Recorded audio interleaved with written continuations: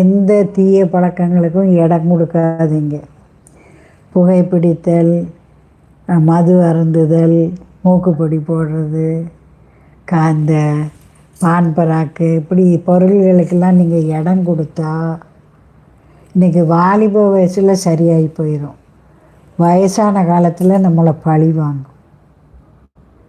அதனால் நம்மளை கெடுக்க நிறைய விஷயங்கள் உலகத்தில் இருக்குது.